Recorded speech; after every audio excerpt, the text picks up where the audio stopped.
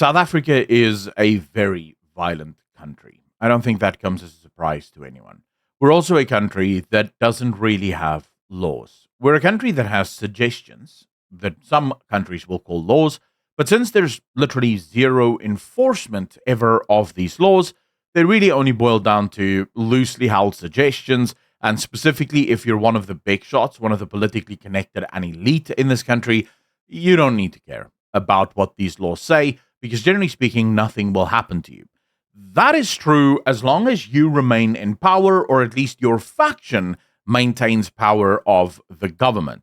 That, of course, changed when Cyril Ramaphosa was fingered to become the president of South Africa. Cyril Ramaphosa does not belong to the same faction as Zuma and Zuma's friends.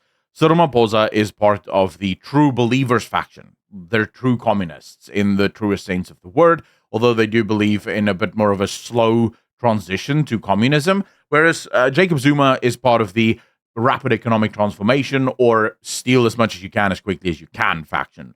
And of course, since Ramaphosa has taken power, he has slowly but surely started to move a lot of the people of the Zuma era into the crosshairs of the SIU, the Special Investigative Unit, as well as the MPA. So that has started to happen. But don't think for a second that that's Ramaphosa trying to clean up the government from corruption. No, his own faction is still very corrupt and still going on stealing.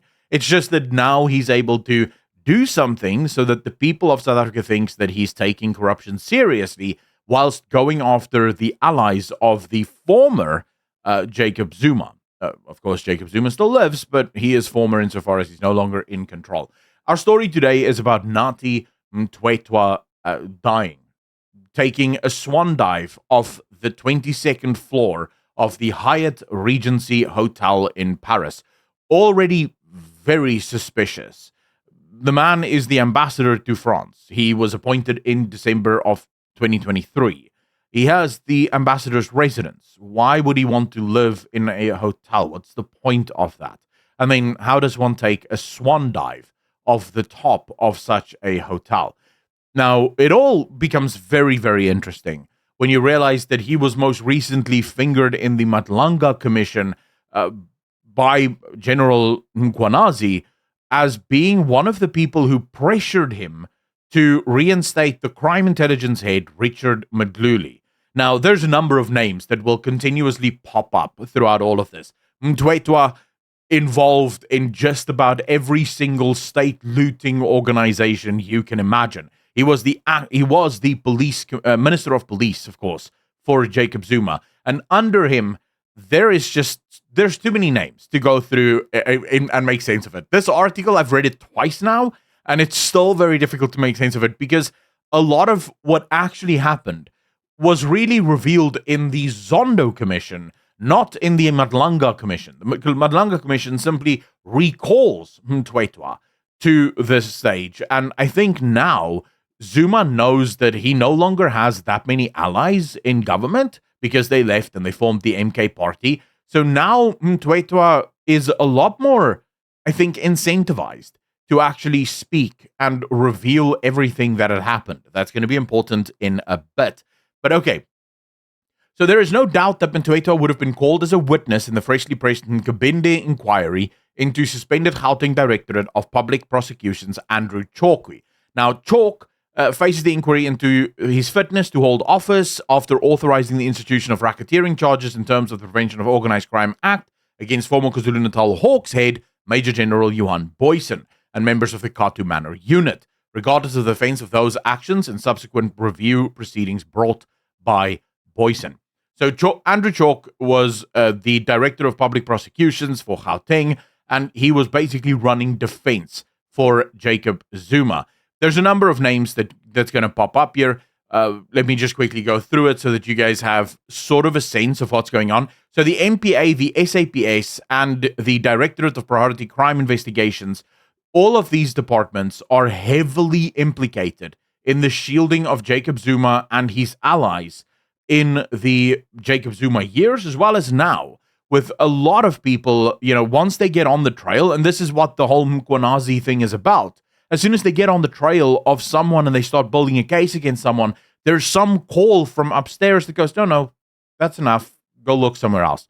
We don't need you looking here, right? But okay, so Mgluli, remember we spoke about him earlier, he testified that, or actually, it wasn't him that testified about it. It was actually Colonel Janyaha Naidu who testified that he was instructed to make 3 payments from the Secret Service account, as well as deliver a 400,000 Rand Mercedes to Mthethwa's private residence, after Mthethwa said that journalists are following him, right? They forked out 195,000 Rand on a wall for Mthethwa, right? So clearly Mthethwa was very much involved in using public funds to enrich himself, to basically make his house a bit nicer. One of the reasons he's now the ambassador to, or the former ambassador to France, is because he fell out of favor with the Ramaphosa faction, because he's part of the Zuma faction. And that'll be important. We'll discuss that in a bit. But it's actually insane just how deep this stuff goes. So you have, for example, Brigadier Simon Madonsela, who was probing the slush fund looting. And after Madonsela had subpoenaed documents from CI in KwaZulu-Natal, he was recalled to Pretoria, and the investigation was removed from him by General Lesetja Mothiba. Mothiba had said the instruction had come from the National Commissioner, Raya Fiega, right? Or Fiega. Just everywhere you look, as you go through all of this, you just find time and time again that there's some government department that is involved in stopping investigations into serious crime and serious racketeering. Anywhere you turn, there is some government official that is blocking actual government officials from doing a good job, which is actually good news. There seems to be still people in the government that genuinely wants to do a good job. Just take a look at this, for example. During a flurry of paper exchange between Boyson and the NPA, National Prosecuting Authority, while he was being hunted, it emerged that NPA prosecutor Simpiwe Molochwa had filed an affidavit exposing that Jiba, then acting NPA head, had contacted him in 2012 requesting him to sign an indictment against Boyson and the Katu Manor unit for racketeering. Molochwa had refused to press charges as there had been no accompanying documents. Of course, he would have been investigated as soon as that happened. The point of all of this, ladies and gentlemen, because it's sort of, at this point, all we can know is that Nathi Mthethwa was removed as any sort of active member of government in South Africa to Paris, France, a move that the ANC has done before when they want to get rid of people connected to previous factions. This happened under Zuma, it's happened under Ramaphosa, and this is where we are now. And then Nathi Mthethwa, just last week, is fingered by the Matlanga Commission as a man of interest to the Commission.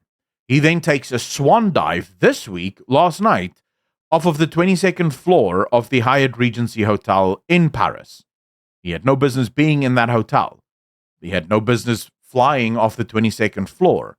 One has to wonder if Jacob Zuma is getting a little afraid that maybe now that he no longer has the power to protect himself and those connected to him, that he needs to get rid of anyone that might know where the skeletons are actually buried. As always, if you like, dislike, and leave a comment if you like what I do and you think more people should be allowed to see it, because YouTube really cares about that. A massive shout out and thank you to all of the patrons as well as the YouTube channel members for your continued support on this channel. Without you, what I do would not be possible. So I want to thank you from the bottom of my heart. To become a patron, just hit the link in the description down below or join button right below this video. As always, be good to each other, be kind to each other, and I shall see all of you in the next one. Peace.